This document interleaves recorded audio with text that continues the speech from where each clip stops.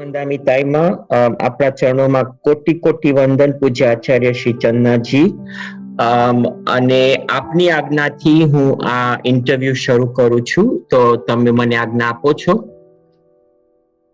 હાજી, બસ આપ આરામથી જે પણ પ્રશ્ન પૂછવું હોય ખુશીથી પ્રશ્ન પૂછજો. થેન્ક યુ તાઈમાં, થેન્ક યુ. આપનો બહુ બહુ આપનામાં આપ બહુ ઉપકાર છે. Thank you. સો તાઈમાં આ આપણે ઇન્ટરવ્યુ બે ભાગમાં કરેલું છે. એક તો આપણું બચપન અને આપણે જે વિરાયતનું નિર્માણ કરેલું એના ઉપર, અને બીજો ભાગ છે કે આપણી પોતાની આધ્યાત્મિક જર્ની કેવી રીતે રહી. તો પહેલો પ્રશ્ન ઓર પહેલો વિચાર અમને શું આવ્યો કે આપણે જ્યારે એમ થયું કે મારે સાધ્વી બનવું છે, કે મારે દીક્ષા લેવી છે, તો આપણને એવી આપણી નાનપણમાં કેવી ઘટનાઓ ઘટી હતી કે જેનાથી આપણને થયું કે ના, મારે આ કરવું છે. અને જ્યારે તમે પછી નક્કી કર્યું કે મારે આ દીક્ષા લેવી છે, તો એ દીક્ષા લેતી વખતે આપણને થોડોક અંદરથી સંકોચ કે ભય કે ઓ હવે શું થશે, કેવી રીતે થશે, એવું હતું? સૌથી પહેલી વાત શું કહીશ કે બચપનથી જ હું એક સાહસી પરિવારમાં મારો જન્મ થયો છે.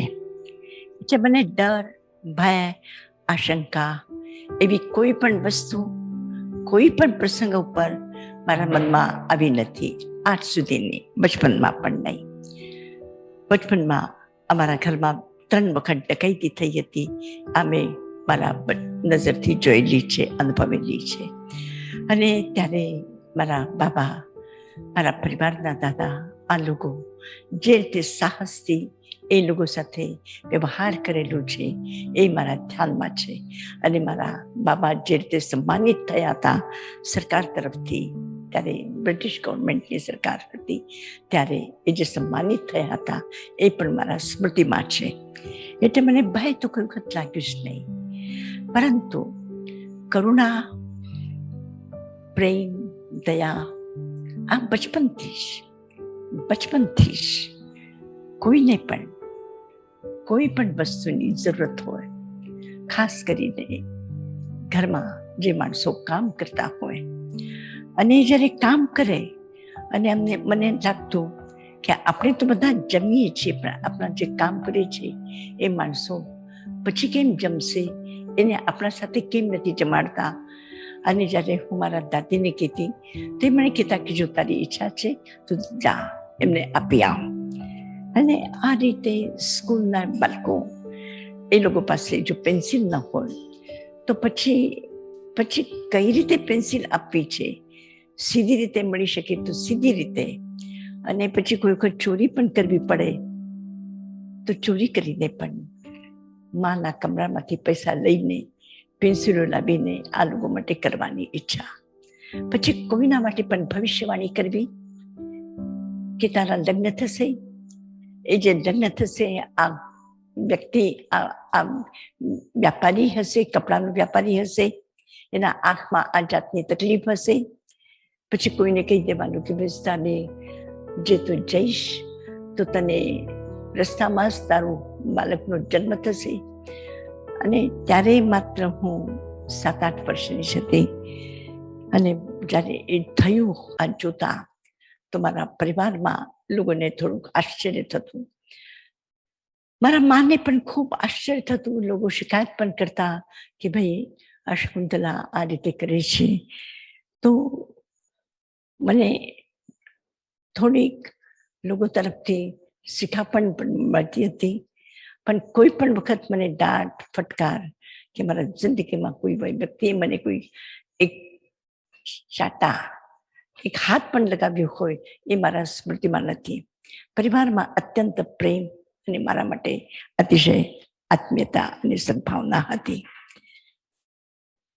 સંદીપભાઈ, હું આટલું જ કહી શકું છું કે આ બધું જોઈને મારી મા એક વખત મારા ગામમાં જન્મભૂમિમાં આવ્યા, જાસકમાનમાં આવ્યા, અને એમને બધી વાત કરી. તો મને સહજ એમને પૂછ્યું, કેમ શકુંતલા, તારી દીક્ષા લેવી છે? મારા દાદા દેરાવાસી એમને પોતાએ મંદિર બનાવેલું. હું મંદિરમાં તો જતી હતી, મને ભગવાનની ખબર હતી, નૌકાર મંત્રની ખબર હતી, પૂજાની ખબર હતી, પણ મેં સાધુ સાધ્વી નહોતા જોયા. અમારા ગામમાં કોઈ વખત સાધુ સાધ્વી નહોતા આવ્યા અને મેં કોઈ દીક્ષાના માટે વિચાર પણ કર્યો. તો મારા નાનાએ પૂછ્યું, શું તારી દીક્ષા લેવાની ઈચ્છા છે? તો મેં પૂછ્યું કે દીક્ષા શું હોય છે? કે દીક્ષા બસ સારું કામ કરવાનું અને ભણવાનું. તમને તો કોઈ આ તો મને ખૂબ ગમે છે, તો લઈ લઉં છું દીક્ષા, ચાલો હું ચાલું તમારી સાથે. પરિવારના લોકોને એમ થયું કે આ નાના ઘરે મામાના ઘરે જશે, થોડુંક એનું મન છે તો થોડી જઈ આવે. અને ત્યાં હું ગઈ અને મારા નાની પણ અત્યંત સંસ્કારી હતા. આચાર્ય આનંદ ઋષિજી મહારાજની દીક્ષા એના ઘરથી જ થયેલી. એમને ખૂબ સંસ્કારો હતા. એમને થયું કે ચાલો એમના દર્શન કરવા માટે હું એમને ત્યારે એ પાથરડીમાં હતા, મને લઈ ગયા અને મેં તેમને જોયું અને એમને પૂછ્યું, તારે અહીંયા ભણવું છે, રહેવું છે? તો હા, હું રહી જઈશ એમના પાસે. તો એમને કહ્યું કે પછી શું કરવું છે? કે પહેલાં તો ભણવું પડશે, પછી સારું કામ કરવાનું. તો ઠીક છે, કંઈ વાંધો નથી, હું ભણી લઈશ અને પછી દીક્ષા લઈ લઈશ. તો પણ પરિવારના ઘણા લોકો વિરોધ કરતા હતા કે નહીં, દીક્ષા નથી લેવી, દીક્ષા નથી લેવી. આપણા પરિવારમાં કોઈએ દીક્ષા નથી લીધી, તારી પણ દીક્ષા નથી લેવી. ઘણી રીતે એમને કોશિશ કરી. પછી એક રાજ જ્યોતિષ પાસે એ મને લઈ ગયા. એ રાજ જ્યોતિષનું ખૂબ જ મહત્વ હતું. એના શબ્દો પર અત્યંત લોકોને વિશ્વાસ હતો. એ જ્યોતિષી પાસે મારા લઈ ગયા અને મારી જન્મકુંડલી બતાવી. અને એ જન્મકુંડલી જોઈને એને કહ્યું કે શકુંતલા, તારા લગ્ન તો 15મે વર્ષે થઈ જવાના છે, એટલે તું દીક્ષા નહીં લઈ શકે. અને એને કહ્યું કે જો મારી આ વાત સાચી ન થાય તો મારા એનું પુષ્કળ રાજમાલ જેવું એનો કામ, આ બધા પોથા શાસ્ત્રો હું ભીમા નદીના અંદરમાં નાખી આપીશ. તો આટલો બધો એમને જ્યારે મને વિશ્વાસ આપ્યો, તો મેં પછી કહી દીધું કે ચલો, મારે તો હવે લગ્ન થશે, હવે મારે લગ્ન કરવા છે. ત્યારે માત્ર હું 11 વર્ષની હતી અને લગ્ન શું ને દીક્ષા શું કંઈક સમજ નહોતી પડતી, પણ તો મેં કીધું કે મારે લગ્ન કરવા છે. પણ જ્યારે ઘરે આવી પાછી, તો મને ઘરે ગમ્યું નહીં, મને બિલકુલ ન ગમ્યું. મને એ જ ગમતું હતું કે મારે મહાસતી સુમતી કુંવરજી પાસે જવું છે અને ત્યાં રહીને મને ભણવું છે. પણ ત્યાં ગયા પછી પણ, એ ત્યારે ઔરંગાબાદ હતા, હું ત્યાં ગઈ પણ બધા લોકો કહેતા હતા આસપાસના કે તારા તો ભાગ્યમાં દીક્ષા નથી, તો તું દીક્ષા લઈ લે, તું લગ્ન કર. તો એક પરિવાર તરફથી મારા માટે પ્રપોઝલ પણ આવ્યો કે તું આ છોકરા સાથે લગ્ન કરી લે. બીજા છોકરો તો મને નથી ગમતો. હવે મને શું એ વખતમાં છોકરો ગમતો હતો કે નહીં ગમતો હતો, મેં એને ના પાડી દીધી. અને પછી મેં કીધું કે નહીં, મારે તો ભણવું જ છે. પછી ભણવા માટે હું પાછી મહાસતીજી પાસે આવી અને પછી હું લગ્ન કરવાનું ભૂલી ગઈ. અને પછી મેં દીક્ષા લેવી છે. દીક્ષા લેવામાં મને કોઈ પણ વખત કોઈ પ્રશ્ન કે મારું શું થશે, શું નહીં થાય, અત્યંત પ્રેમપૂર્ણ હતા મારા સાધ્વી સંઘ, અત્યંત પ્રેમપૂર્ણ. માં એક વખત મને ખાલી યાદ આવી હતી, માં ત્યાં ગયા પછી, કે એક વખત મને બિચ્છુ કાટી ગયો. અને બિચ્છુ કાટી ગયો તો મને ખૂબ જ તકલીફ થઈ ગઈ હતી. પછી રાતના હું જાગતી હતી અને સૂઈ ગઈ હતી, અને સૂતી પણ મને ઊંઘ નહોતી આવતી. તો મને એમ થયું કે મારી માં હોત તો મને એને પાસે રાખ્યું હોત. પછી સવારમાં ઉઠી પછી પૂછ્યું કે કેમ રહ્યું, કે મને મારી યાદ આવી. કે કોઈ વાંધો નહીં, આપણે તારા માં જેવી જ આપણે અહીંયા પણ બધી તને સેવા મળશે, તું ચિંતા ન કર. અને આ રીતે પછી હું ભૂલી ગઈ અને બસ દીક્ષાના માટે હું તૈયાર થઈ ગઈ. પછી જ્યારે મારો આગ્રહ થયો કે મારે દીક્ષા લેવી છે, પછી મેં આચાર્ય આનંદજી મહારાજ પાસે પણ થોડા દિવસ રહી. એમના ચાતુર્માસ ચુંડીમાં હતો, એમના જન્મસ્થાન પર હું એમના પાસે પણ 4 મહિના રહી. એમના પાસે પણ ભણી. પ્રાથમિક અભ્યાસ મેં એમના પાસે જ કરેલો છે. જે સામાયિક 25 બોલ, પત્તામર, તત્વાર્થ સૂત્ર, આ પ્રાથમિક અભ્યાસ મેં એમના પાસે જ કર્યું છે. તો મને એમના માટે પણ અત્યંત પ્રેમ, શ્રદ્ધા, એ ખૂબ પ્રસિદ્ધ હતા અને સમાજમાં એમના માટે બેહદ શ્રદ્ધા હતી અને મને પણ એ ખૂબ ગમતા હતા. મેં કહ્યું કે ગુરુજી, હું તમારી પાસે દીક્ષા લઈ લઈશ. તો બસ પછી દીક્ષાની ઈચ્છા થઈ અને મેં કહ્યું કે મારે દીક્ષા લેવી છે અને મેં લઈ લીધી દીક્ષા. खेल खेल दीक्षा ली. मुझे कभी भी किसी भी प्रकार से, किसी भी बात से कभी न संकोच हुआ, न मेरे मन में कभी विचार आया, न मुझे कभी भय लगा, न कभी शंका आई क्या होगा. इतना प्रेमपूर्ण जैसे घर का वातावरण उस वातावरण में मेरा जीवन गुजरा है. मेरे अध्ययन के लिए एक माँ जितना ख्याल रख सकती है, एक परिवार के लोग जितना ध्यान रख सकते हैं, उससे भी ज्यादा, मैं कहूँगी उससे भी ज्यादा बड़े महाराज ने और बाई महाराज ने मुझे उतना प्रेम से संभाला है और मुझे पढ़ाई करने का मौका दिया. मुझे पढ़ना बहुत अच्छा लगता था. जब भी कभी कहीं भी मौका मिल जाता मैं पढ़ती और वो मुझे पढ़ने में बेहद बेहद मदद करते और मैं उससे बहुत खुश हो जाती. बस मेरा बचपन, दीक्षा का जीवन अत्यंत आनंद पूर्वक खुशी से गुजरा है. मुझे कभी भी कोई निराशा या शंका नहीं हुई. सॉरी, अब मैं हूँ ગુજરાતમાં બોલવાની કોશિશ કરી. નહીં, કઈ વાંધો નહીં તાઈમાં. આપ તમને જે ભાષા થાય પછી અમે થોડુંક માણસોને સમજાવી દેશું. એટલે તો આપણે જ્યારે આપણી જિંદગીમાં ઓર બચપનમાં આપણને એવા કોઈ અફસોસ કે ઓલું નિરાશા રહી ગયું કે ઓ મારે આ કરવું તું, મારે આ કરવું તું, મારે આ ઈચ્છા હતી પણ આ ના થઈ. આપણે નાના બાળકો હોય તો ઘણી ઈચ્છા હોય. તમને અત્યારે તમે કહ્યું કે મને ઈચ્છા હતી કે બધાને મદદ કરવું, મારે આવી રીતે કરવું. તો તમારી એવું કઈ હતું કે કોઈ ડિસઅપોઇન્ટમેન્ટ થઈ હોય કે કઈ એવું અંદરથી સંકોચ રહી ગયો કે ના મારે આ ઈચ્છા હતી પણ અમે આ પૂર્ણ ના કરી શકી? મારા જીવનમાં મેં એક લક્ષ્ય લઈને હું ચાલી છું. લક્ષ્ય લઈને ચાલી છું અને ભણવા માટે મને જ્યારે જે પણ કંઈ ભણવાની ઈચ્છા હતી, મેં વ્યાકરણ, નવ્ય ન્યાય, દર્શન, આગમ, તત્વજ્ઞાન આ વિષયમાં મારી અભ્યાસ કરવાની ઈચ્છા હતી. અને આ જાતના પંડિતો મને મળતા અને એના સહયોગથી મને બરાબર અધ્યયન કરવાનો અવસર પ્રાપ્ત થયો. પણ રાતના વખતે ઉપાશ્રયમાં લાઈટ નહીં અને આમ લાગતું કે દિવસભરમાં આ જેટલો અભ્યાસ કરે છે, મારી આ એક આદત હતી કે પંડિતજી જે ભણાવે છે એ તો મારે કરવું જ છે, પણ હું આગળનું પણ કરીને જોઉં કે જેનાથી હું સરખી રીતે જાણી શકું, મારા જે પ્રશ્નો છે એને સરખી રીતે પૂછી શકું.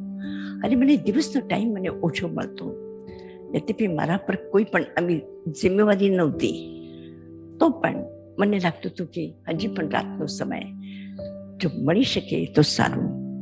અને એના માટે મને આમ થતું કે આ નિયમ બરાબર નથી. અને આ નિયમ બરાબર નથી એટલે ગમે તે રીતે જે પણ વ્યવસ્થા થઈ શકે. મારી નાની બહેન ચંદ્રકલા એ સાથે હતી ત્યારે, અને એ મારા માટે કોઈને કોઈ એક લાઈટની વ્યવસ્થા કરી આપતી હતી રાતના વખતે ચૂપચાપ. અને હું એક પ્રકાશમાં એ નિયમ વિપરીત મેં અભ્યાસ કર્યો છે. અને મને કોઈ પણ જાતની એવી ચિંતા કે એવી કોઈ પણ નિરાશા એ ન થઈ. તાઈમાં દીક્ષા લેવી સહેલી છે આપની? આપણે જેમ વાત કરી એમ લાગે કે બહુ સહજ હતી આપણી માટે, પણ અમે મારા ઘણા સાથીઓ સાથે સંપર્ક, અમે પાલીતાણા, અમે દેરાવાસી એટલે અમે પાલીતાણા બહુ જાય અને ત્યાં આપણે ગુરુ ભગવંતોની થોડીક સેવા કરીએ, એ લોકોને સાધાર્મિક ભક્તિ કરાવીએ. તો ઘણા સાધ્વીઓ, ખાસ કરીને મારા ફાધરના આંટ હતા, અત્યારે તો કાળ પામી ગયા, પણ એમની જોડે મારો સંપર્ક હતો. પછી અમારા કુનકુન વિજયજી મહારાજ હતા, એમની જોડે મારો થોડોક સંપર્ક હતો. તો એ લોકો જેમ કહેવામાં આવે, અને જેમ મેં નાનપણથી વાત સાંભળેલી કે દીક્ષા લેવી બહુ કઠિન વસ્તુ છે, બહુ અઘરી છે, બહુ કઠોર. અને હું આપનો સંગ જોઉં, આપનો સાધ્વીનો સંગ જોઉં, મેં શિલાપીજી મહારાજ સાથે, આપની સાથે, સંગમિત્રાજી મહારાજ, બધા સાધ્વીઓ સાથે આપણે થોડોક સંપર્ક કરેલો, તો એમ લાગે બહુ સહજ વસ્તુ છે. આમ જાણે કે એક આપણે નવો જન્મ લીધો હોય, અને નવો જન્મથી નવું પરિવાર સાથે ભેગું થયું હોય એવું લાગે. તો તમે જરાક એમાં પ્રકાશશો કે દીક્ષા લેવી કેટલી અઘરી છે, કેટલી સહેલી છે? મારા ખ્યાલ પ્રમાણે લગ્ન કરવા બહુ કઠિન છે, અને કારણ કે મા બાપ લગ્ન કરેલા છે એટલે છોકરાઓને લાગે કે એ જે અમે શું ઘંટી દળ્યા છે, જે અમે ફસાણા છે, આવી રીતે આ લોકો પણ, અમારી પેઢી પણ અમારા પાછળ ચાલે. હું નિશ્ચિત રૂપથી કહીશ કે સંદીપભાઈ, જે પણ મારા સંપર્કમાં આવે છે એ લોકોને હું કહીશ અને કહેવા માંગુ છું કે આ દીક્ષિત જીવન જેવું સુંદર જીવન, એટલું પ્રેમપૂર્ણ જીવન, આટલું આનંદપૂર્ણ જીવન, આટલું નિર્ભાર જીવન, આટલું ચિંતા વગરનું જીવન, એવું કોઈ પણ જીવન ન થઈ શકે. આટલું સુંદર જીવન તીર્થંકર મહાવીરના દ્વારા આ બતાવેલો માર્ગ છે. આપણી પાસે જેવા કપડાં હોય, અમે આ કપડામાંથી અમને જ્યાં પણ જવું હોય, અમને જરા પણ સંકોચ નથી થતો કે ત્યાં તો આટલા મોટા કેટલા શ્રીમંત માણસો આટલા દાયકા આવે છે, અને અમારા પાસે તો એક આ સફેદ ખાદીના કપડા સિવાય બીજું કઈ જ નથી અમારી પાસે. તો અમને કોઈ પણ વખત, કોઈ પણ જગ્યા પર, અને એક સિમ્પલ ભોજન ગમે ત્યાં જઈએ, અને હું ઘણી વખતે ઘણા દેશોમાં ગઈ છું, અને મોટી જગ્યા પર એ લોકો નિમંત્રણ આપે છે, અને જ્યારે જમવા માટે અમને કહે છે કે ભાઈ મોટા, તો અમે કહી નહીં, અમને તો બસ આટલું જ ખપે છે, એ જ ખપે છે. તો એ લોકો અમારા માટે, હું અને શિલાપીજી તાઇવાનમાં ગયા હતા, તો અમારા બંને માટે એક અલગથી એક સુંદર વ્યવસ્થામાં એક નાનકડી પ્લાસ્ટિકની પ્લેટમાં થોડુંક આપતા હતા, જે અમે ખાઈ શકતા હતા, એ આટલા આપતા હતા. તો એ લોકોને અતિશય સન્માન, ને એ લોકો બધા જ જોતા હતા અને પૂછતા હતા કે કેમ તમે આમ, કેમ તમારા માટે આમ સ્પેશિયલ. તો પછી અમે કહ્યું કે અમે શુદ્ધ શાકાહારી છીએ, અમે આ રીતનું ભોજન નથી કરતા, અમે જૈન ભોજન લઈએ છીએ, આટલા જ ટાઈમમાં લઈએ છીએ, આટલું જ વસ્તુ વાપરીએ છીએ. તો આ રીતે આ લોકોને આટલું બધું આશ્ચર્યપૂર્વક સન્માન, એટલે અમારા જીવનની પદ્ધતિમાં મને કોઈ પણ વખત એવું નથી લાગ્યું કે કોઈને પણ તકલીફ થાય એવો વ્યવહાર નથી. અત્યંત સુંદર જીવન છે, અત્યંત પ્રેમપૂર્ણ જીવન છે, જે આખી દુનિયાને પ્રેમ કરતા હોય. સંદીપભાઈ, આખી દુનિયાને પ્રેમ કરતા હોય એ વ્યક્તિ દુનિયામાં, બસ હું તો કહીશ કે એના સિવાય બીજો માર્ગ, હું તો કહું છું કે જન્મમાં મને જ્યાં સુધી આ સંસારમાં જન્મ લેવા પડે તો હું પ્રત્યેક જન્મમાં દીક્ષા લઉં, આવું પ્રભુને પ્રાર્થના કરું છું. સરસ, બહુ જ સરસ. તો તાઈમા, આપણે જ્યારે વિરાયતન સેટઅપ કર્યું, એ તો આપણે નેવર બિફોર જે ફિલ્મ છે એમાં જોયેલું પણ છે, અને ગુરુદેવ પૂજ્ય ઉપાધ્યાય અમર મુનિજીનું, અને આઈ થિંક એવું હતું કે વિઝન હતું કે આપણે વિરાયતન જેવી જગા સેટઅપ કરે. પણ વિરાયતનનો ઓરિજિનલ આપણો ઈરાદો શું હતો, કે આપણું ઇન્ટેન્શન શું હતું, કે મોટિવેશન શું હતું કે આપણે વિરાયતન સેટઅપ કરવું જોઈએ, અને આપણે આખી સંસ્થા માટે? અત્યારે સાધુઓ એ લોકો એમ જ કરે કે આપણે જયારે ચતુર્વિધ સંઘની વિચાર કરીએ તો એ લોકો એમ જ કે સાધુ સાધ્વી પોતાનો પોતાની ઓળખાણ માટે પોતાના આધ્યાત્મિક પંથ ઉપર ચાલવા માટે લોકો એ રસ્તા પર ચાલેલા છે. અને એ લોકો બીજાની સેવા એટલે એ લોકો નોર્મલી લેક્ચર આપે કે તમને થોડુંક શીખ આપે, પણ એનાથી વધારે નહીં. તો આપણે કેમ એના ઉપર ફોકસ કર્યું કે આપણે સમાજને મદદરૂપી થવું છે, કે જે માણસો પીડિત છે એને મદદરૂપી થવું છે. અને આપણે આપણું પોતાનું જે પ્રોગ્રેસ છે, સ્પિરિચ્યુઅલ પ્રોગ્રેસ, એ હમણાં આપણે એ પણ સાથે સાથે થશે, પણ આ એ મારે કરવું છે. એ કેવી રીતે આપણને થયું? 64 મારું એજ્યુકેશન કમ્પ્લીટ થયું. મતલબ જે પરીક્ષા જાતે હું લેતી હતી બનારસથી, હિન્દુ યુનિવર્સિટીથી, ભારતીય વિદ્યાભવનથી, બોમ્બેથી, આવી રીતે પાછળથી આચાર્ય વાચસ્પતિ, આ મારી પરીક્ષા પૂરી થઈ ગઈ. અને જ્યારે અભ્યાસ મારો પૂરો થયો, તો અભ્યાસ થયા પછી મારા મનમાં વિચાર, મને આમ તો બચપનમાં જ સમાજની પરિસ્થિતિ જોતી હતી, ગામમાં જતી હતી, ગામના લોકોના જીવનને જોતી હતી, ખાસ કરીને દેહાતોમાં આ બાળકોની અવ્યવસ્થા જોતી હતી. મારા મનમાં આમ થતું હતું કે આવી સ્થિતિમાં એ જો કોઈ ક્રિશ્ચન લોકો હોય, હું સ્પષ્ટ કહું છું, ક્રિશ્ચન નન હોય અને આ બધું જુએ, તો કેમ આ છોકરાઓને રડતા મૂકીને આગળ નીકળી જશે? આ ભૂખા માણસો છે, આમને આમ ઉપદેશ લેવા માટે કે ચર્ચમાં જશે. અને આપણું જે જીવન છે, અહિંસાની આટલી સૂક્ષ્મ વ્યાખ્યા, અહિંસાને આત્મસાત કરવા માટે હર ક્રિયા આટલી બધી છે, પણ જે મનુષ્ય સામે છે, આ આટલા બધા તકલીફમાં છે, તો આપણે કેમ નથી કરતા? પછી મેં પ્રશ્ન પૂછવાના શરૂ કર્યું ઘણા બધા આચાર્યોને, વિદ્વાનોને, મોટા મોટા વિદ્વાનોને. બોમ્બેમાં હતી ત્યારે સાધુઓ સાથે પણ ચર્ચા કરી, ગ્રહસ્થો સાથે પણ. ચિમનભાઈ ચક્કુભાઈ જેવા એ વખતના નિષ્ણાત ગ્રહસ્થ, સ્થાપસી સમાજના પ્રાજ્ઞ વ્યક્તિ, એમને પણ મેં પૂછ્યું તો કે નહીં, આ બધું નહીં ચાલી શકે, આ નહીં કરી શકાય, આ ન થઈ શકે. પછી મેં કીધું કે આમ કેમ?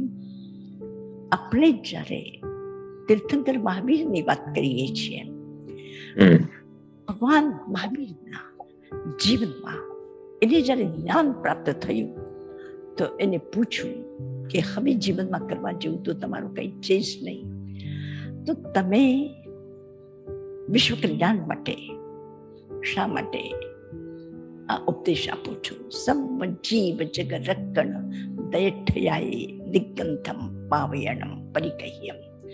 ભગવાન સર્વ જગતના કલ્યાણના માટે કેવલ જ્ઞાન પ્રાપ્ત થયા પછી 30 વર્ષ સુધી એક ગામથી બીજા ગામ, એક શહેરથી બીજા શહેર, એક લોકો પાસેથી બીજા લોકો પાસે, આટલી બધી વ્યાપક એમને પ્રવૃત્તિઓ કરી અને જીવનના અંતિમ સમય સુધી, જીવનના નિર્માણના એક ક્ષણ પૂર્વ સુધી એમને વિશ્વ કલ્યાણ માટે સંદેશ આપ્યો, માર્ગદર્શન આપ્યું. અને જ્યાં પણ ખબર પડી કે અહીંયા તકલીફ છે લોકોને, ત્યાં પહોંચ્યા. જ્યાં ખબર પડી કે અહીંયા લોકો જાણવા માગે છે, તત્વજ્ઞાન સમજવા માગે છે, દીક્ષા લેવા માગે છે, ભગવાન ત્યાં વિહાર કરીને ગયા છે. વિહાર કરીને ગયા છે આટલું જ નહીં, વચમાં જો નદીઓ આવી છે, દાખલા તરીકે ઉત્તરી બિહાર અને દક્ષિણી બિહાર, રાજગ્રહ અને એક બાજુમાં આપણું વૈશાલી. તો વૈશાલી અને રાજગ્રહ આ બે અલગ અને એના વચમાં ગંગા નદી, ગંડકી નદી, સોન નદી, મોટી મોટી મહાનદીઓ. આ મહાનદીઓ નૌકાના દ્વારા એની નદીઓ પાર કરી છે. સામી નામાએ નહીં પારિતયે, આપણા શાસ્ત્ર સ્પષ્ટ ભગવાનના જીવનના માટે લખે છે કે ભગવાન મહાવીર કરુણાના કારણથી સર્વ જીવોના કલ્યાણના માટે એને નાવથી નદીઓ પાર કરી છે. અને એક નહીં, 14 ચાતુર્માસ રાજગીરમાં, 12 ચાતુર્માસ વૈશાલી. તો વૈશાલીથી રાજગૃહથી વૈશાલી કેટલી વખતે ગયા છે અને કેટલી વખતે નદીઓ પાર કરી છે.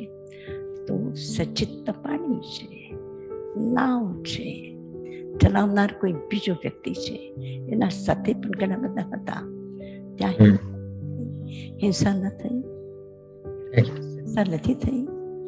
અને જો ભગવાન કેવળ જ્ઞાન પ્રાપ્ત થયા પછી દુનિયાના દુઃખોની અનુભૂતિ કરીને એમના કલ્યાણ માટે કરુણાના ભાવથી એમને આટલો મોટો ઉપદેશ આપ્યો, આટલો ટાઈમ જીવનનો એટલું કલ્યાણ માટે આપ્યો. અને આજે તમારી પાસે, અમારી પાસે, એ લાખો લાખો લોકો પાસે હજારો વર્ષથી જે અહિંસાના ભાવ છે, જે કરુણાના ભાવ છે, જે સત્કર્મના ભાવ છે, જે પરોપકારના ભાવ છે, આ ક્યાંથી આવ્યા છે? ક્યાંથી આવ્યા છે? આપણા આસપાસમાં પણ અમારા ઘણા બધા લોકો છે. અહીંયા હું રાજકીયમાં છું, આસપાસમાં ઘણા બધા લોકો છે. એ લોકોને કલ્પના પણ નથી આવતી કે ખાતી વખતે એ કોઈ પશુને કાપીને ખાતા હોય તો આપણે ન ખાવું જોઈએ એવો વિચાર પણ નથી આવતો.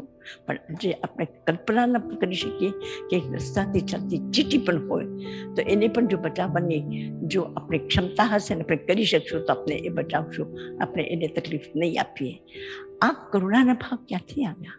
હજારો વર્ષોથી લોક કલ્યાણ માટે ભગવાને જે ઉપદેશ આપ્યો એના જ કારણથી આજે આપણી પાસે થોડા ઘણા વિચારો, થોડા ઘણા સારા સિદ્ધાંતો આપણે સુરક્ષિત રાખીને આપણા જીવનને સુંદર બનાવવાની કોશિશ કરીએ છીએ. હું સંદીપભાઈ, હું આપણે વાત કરું છું કે મને આમ લાગતું હતું કે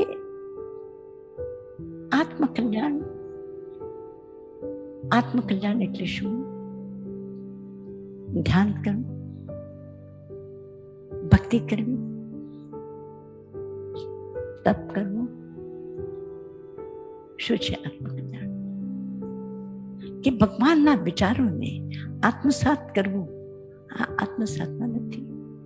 ભગવાને કરુણાની વાત કરી અને એ કોઈની સેવાના માટે આપનું પોતાનું સમયદાન આપીને, આપના વિચારનો ઉપયોગ કરીને એના માટે જે આપણે સહયોગ આપવાનું કામ કરીએ છીએ એ આત્મસાધના નથી.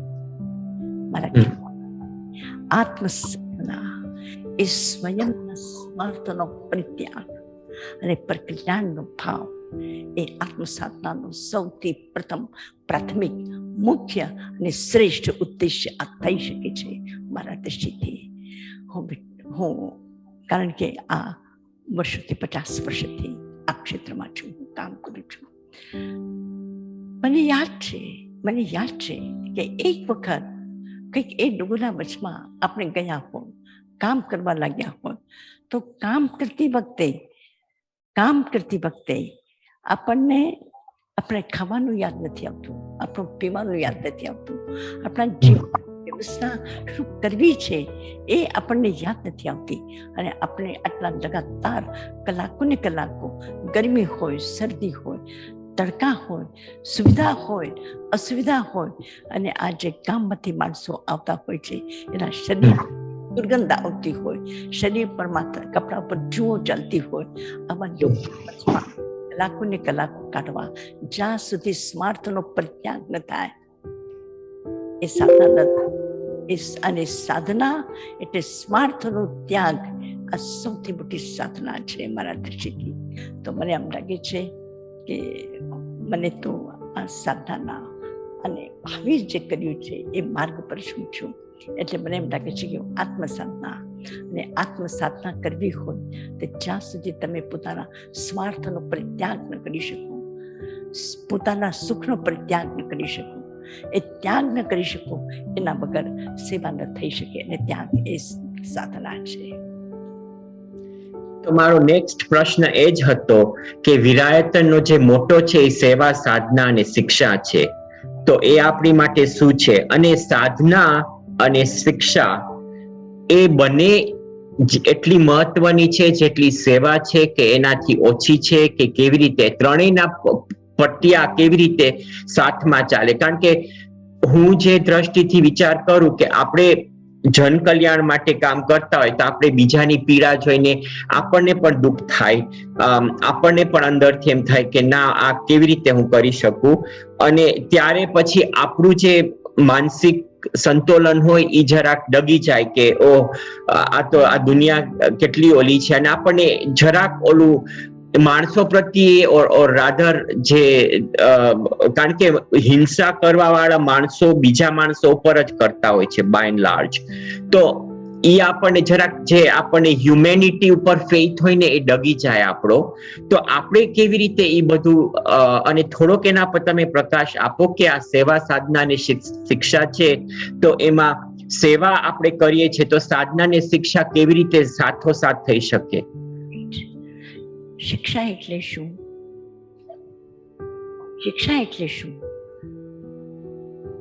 ગતિ કેટલી, જાતિ કેટલી, ઇન્દ્રિયો કેટલી, શરીર કેટલા, દંડક કેટલા, યોગ કેટલા, ભંગ કેટલા, આ બધી જાણકારી આ શિક્ષા છે. આ શિક્ષા આ જાણકારી છે. આ જે રીતે આ કેટલા પહાડો છે, કેટલા મોટા પહાડો છે, કેટલા સૂર્ય છે, કેટલા ચંદ્ર છે, આ પૃથ્વીના નીચે શું છે, આ પૃથ્વીના ઉપર આસમાનમાં શું છે, આ જાણકારી શિક્ષણ છે. જેને તમે ભૂગોળ કહી શકો છો, જેને તમે એક જૈવિક શાસ્ત્ર કહી શકો છો, જૈવિક શાસ્ત્ર કહી શકો છો. આ એને તમે શિક્ષા કહો છો કે એક ઇન્દ્રિયમાં કેટલા જીવ, બે ઇન્દ્રિયમાં કેટલા જીવ, તે ઇન્દ્રિયના કેટલા શરીર હોય, ચતુરેન્દ્રિયમાં કેટલી ઇન્દ્રિયો હોય, પાંચમામાં કેટલી ઇન્દ્રિયો હોય, નરકમાં કેટલા હોય, શરીર કેવું હોય ને સ્વર્ગના દેવતાનું શરીર કેવું હોય. આ બધું આ શિક્ષા છે, આ જાણકારી છે, આ જાણકારી છે. અને આપણા શિક્ષાનો વિષય શું છે? શિક્ષાનો વિષય શું છે? જે શિક્ષા એટલે આપણું મન, આપણા વિચારો, આપણું જે જીવન છે એ દુનિયાના આવા વાતાવરણમાં જે સંસ્કાર વિહીન થઈ ગયું છે, સંસ્કાર વિહીન થઈ ગયું છે, જેવું હોય એવું આપણે વિચાર કરીએ છીએ, જેવું હોય તેમાં આપણે વાતો કરીએ છીએ, જેવું તેવું આપણે કામ કરીએ છીએ. તો શિક્ષાનો અર્થ છે કે જીવનને કઈ રીતે આપણે સંસ્કાર આપી શકીએ, આ શિક્ષા છે. હું કહીશ સંદીપભાઈ કે આજે શિક્ષાનો જે આપણો સબ્જેક્ટ છે, મેં પણ આ બધા ગ્રંથોમાંથી પસાર થઈ છું. શિક્ષામાં બસ આ જાણકારી સિવાય આત્માના સાથે કે દાખલા તરીકે અટારામ સૂત્ર કે અગર શુદ્ધગતાંગ સૂત્ર, આ અમુક ગ્રંથો નિશ્ચિત રૂપથી કે ભગવતીના અમુક પ્રશ્નો નિશ્ચિત રૂપથી તમારા જિંદગીને એક રીતે આવા વિશિષ્ટ પ્રસંગો ઉપર તમને એક માર્ગદર્શન આપી શકે. આના તરફમાં જે ધ્યાન આપવું જોઈએ, તો આ જો ધ્યાન આપ્યું હોત તો આ એનું પરિણામ છે. શિક્ષા, યોગ્ય શિક્ષાનું પરિણામ છે સેવા, યોગ્ય પરિણામ છે સાધના.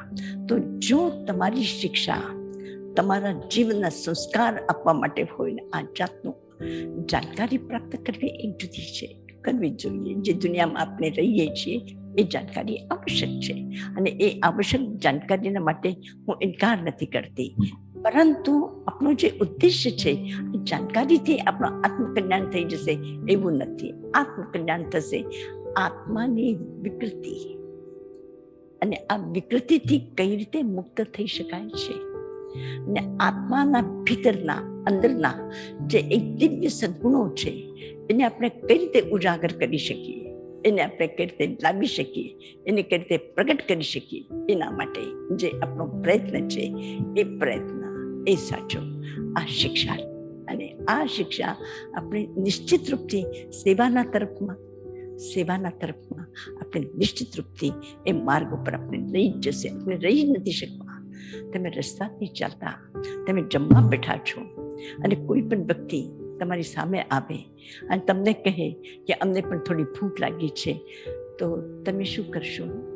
કે નહીં ભાઈ, તારી પાસે નથી તો તું ભૂખો, તો તારા કર્મથી ભૂખો છે, તું મારા કર્મ પુણ્યના ઉદય છે, મને મળ્યું છે એટલે હું એકલું ખાઈશ, બોલી શકશું? કહી શકશું? નહીં કહી શકો, કઈ વાત નહીં. ભલે હું થોડું તું લે, થોડું હું હું લઈશ. તને પણ ભૂખ લાગી છે, મને પણ ભૂખ લાગી છે, મારી પાસે થોડું છે, આમાંથી આપને સવિભાગ કરીને આપણે ચલાવશું. તો મારા ખ્યાલ પ્રમાણે શિક્ષા જે છે એ જીવનને, સંસ્કારને બદલાવી શકે. તમે નીકળો, શિક્ષા અભ્યાસ કરીને નીકળો, પ્રવચનમાંથી નીકળો અને રસ્તાથી પ્રવચન સાંભળીને રસ્તાથી જ એકાંત કોઈ વ્યક્તિ તમારા સામે હાથ ફેલાય કે મને કંઈ આપો કે એને તો જમાલ, એને તો હંમેશા માગવાની જ આદત છે, એનું અપમાન કરશું, એનું અપમાન કરશું તો તમારું આ જીવન આ શિક્ષાના અનુકૂળ છે, અનુરૂપ છે. શિક્ષા જે છે તમારા વ્યવહારને સૌથી મોટો આપે છે અને એ જ સાધના છે. આ જ સાધના છે. શિક્ષાને યોગ્ય માર્ગદર્શન આપવું, એ રસ્તા ઉપર ચાલવું, એ જ સાચા અર્થમાં સાધના છે અને આ શિક્ષા છે. અને સેવા, આ સેવા છે.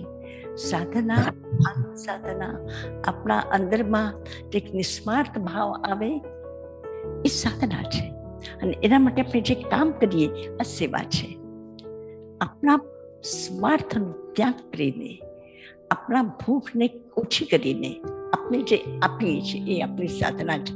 કારણ કે આપણે આપણા સ્વાર્થનો થોડું જે ઘેરો હતો એને આપણે થોડું ઓછું કર્યું છે.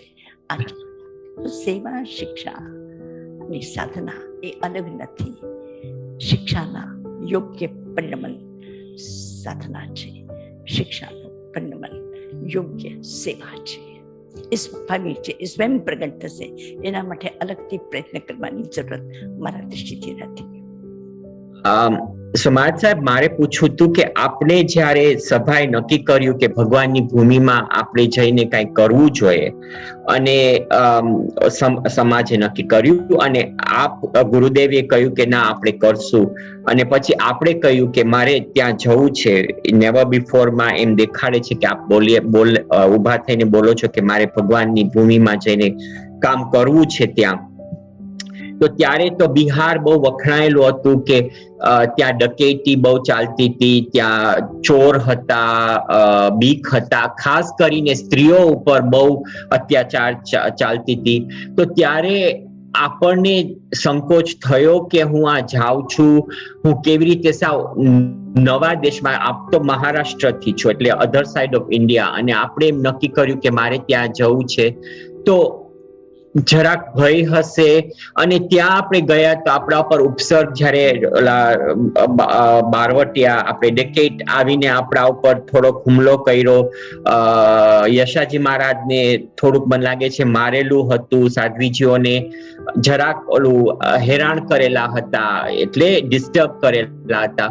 તો આપણને ત્યારે એમ ના થયું કે ના, મને આ છોડીને આ હું ક્યાં આવી ગયા, આ વિરાણ જગામાં જ્યાં ભગવાનનું નામ પણ નથી રહ્યું, અને હું કેવી રીતે, અને ત્યાંથી તમે આ વિરાયતનનું આટલું મોટું નિર્માણ કરેલું, તો આપણે કેવી રીતે આ તમારી, અમારા જેવા હોય, હું મારા સેલ્ફનો વિચાર કરું, મને કોઈ કહે કે ઓકે તું જઈને તું બિહારમાં રે, એક તો સાવ અજાણ્યો દેશ, અને કેવી રીતે આ તમારામાં અંદરથી આ કેવી રીતે સાહસ આવી, આ ભય કેવી રીતે તમે કંટ્રોલ કરો? કારણ કે ભય તો આપણું મનુષ્યનું એક અંશ છે કે આપણને ભય લાગે. બસ કઈ રીતે મારા મનની વાત આપને કરું, કોશિશ કરીશ. મારા મનને તમે બહાર લાવવાની કોશિશ કરી રહ્યા છો, હું પણ કોશિશ કરીશ. મને ભગવાન મહાવીર માટે અત્યંત પ્રેમ, મારું જીવન સમર્પણ છે. આ વ્યક્તિ માટે, આ વ્યક્તિના વિચારો માટે, એના જીવન માટે, એના પ્રત્યેક ક્રિયાકર્મ માટે હું સમગ્રતાથી સમર્પિત છું. અને એના કારણથી તમે આજ બિહારની વાત કરો છો, 2500 વર્ષ પૂર્વ, 12.5 વર્ષ સુધી તીર્થંકર મહાવીર જ્યારે એ જંગલોમાં હતા, બિહારમાં જ હતા, અને ત્યારે એ એકલા હતા અને કઈ જાતના ઉપસર્ગો, કઈ જાતની એને કઠિનાઈઓ, શું નથી એના ઉપર, શું નથી લોકોએ આક્રમણ કર્યું, જે રીતે પણ થઈ શકે છે એ રીતે, દરેક રીતે દરેક રીતે એને પરેશાન કરવાની પૂરી કોશિશ કરી. અને હું સમજુ છું કે આ વ્યક્તિ, અને જો આ વ્યક્તિ આટલા સાહસપૂર્વક અને એક પણ વ્યક્તિને આખી જિંદગીમાં કોઈ અપશબ્દ કે કોઈના માટે નિંદા કે કોઈને ઘૃણા કે કોઈ વખત પર કોઈ પર ક્રોધ કર્યો હોય એવો એક પણ પ્રસંગ નથી. અને મહાવીર મારા સમક્ષ એક અક્ષર હતા. અને મને એમ લાગ્યું છે કે મહાવીરની ભૂમિ અને મહાવીર આ જગત પર આવીને એમને લોકોને જગાડ્યા છે.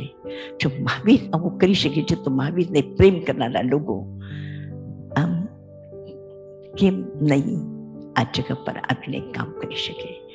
અને હું અહીંયા આવી કારણ કે આપણે મોટા મોટા ક્ષેત્રોમાં ધર્માસ કરેલા છે, મોટી સુવિધાઓ, મોટી પ્રતિષ્ઠાઓ, આ બધું મેં જોયેલું છે. અને આ રીતે માન, સન્માન, પ્રતિષ્ઠા, સંરક્ષણ, સુવિધા બધું જ મળેલું છે. આ બધું જ જોયેલું છે, જાણેલું છે. અને અહીંયા આવ્યા પછી કોઈ ઊભું પણ ન રહેવા દે, ઊભું પણ નહીં રહે. આ તમારું નથી, તમે અહીંયા ન રહી શકો. તમારી સાથે આ જાતનો તમે શા માટે અહીંયા આવ્યા છો? શા માટે તમે અહીંયા આવ્યા છો? તમે લોકોને પરિવર્તન કરવા માટે આવ્યા છો, તમારો ધર્મ પરિવર્તન કરવા માટે તમે આવ્યા છો. અને જે રીતે પણ બની શકે આક્ષેપ પ્રત્યાક્ષેપ, પણ મારા સમક્ષ મહાવીર હતા, મહાવીરનું જીવન હતું, મહાવીરના ઉપસર્ગો હતા. અને એના કારણથી એક પણ વખત એક પણ ઘટના પર અને જ્યારે ડકૈતી થઈ અને અસામાજિક લોકોના દ્વારા જે જાતના પ્રશ્નો ઊભા થયા, એ વખત સમાજના પ્રત્યેક વ્યક્તિએ મને આગ્રહ કર્યો કે તમે આ જગા છોડી દો. આપણે કરશું તો આપણે બીજી જગ્યા પણ કરશું, પણ આગ્રહમાં નથી કરવું. અને ઉપાધ્યાય અમરમુનિજી મહારાજ એમને પણ ના પાડી. એમનો પણ પત્ર છે, આજે પણ છે, કે તમે રાજગૃહ છોડી દો. સમાજના લોકોએ ના પાડી, કલકત્તાના લોકો, આગ્રાના લોકો, કાનપુર જે પણ સંપર્કમાં હતા, પ્રત્યેક લોકોએ ઇનકાર કર્યો કે તમે આ જગ્યા છોડી દો. આપણે અહીંયા મરવા માટે નથી, જીવવા માટે, લોકોની સેવા માટે આવ્યા છે. અને તમે આ રીતે જે સાહસ કરી રહ્યા છો ઉચિત નથી. પણ હું એ જ કહેતી હતી કે મહાવીર આ રીતે છોડ્યું છે. અને પછી મારા મોટા મહાસતીજી રંભાજી મહારાજ, બુઝુર્ગ સાધ્વીજી, તપસ્વી સાધ્વીજી, એકાંતર કરતા હતા આખી જિંદગી ભર.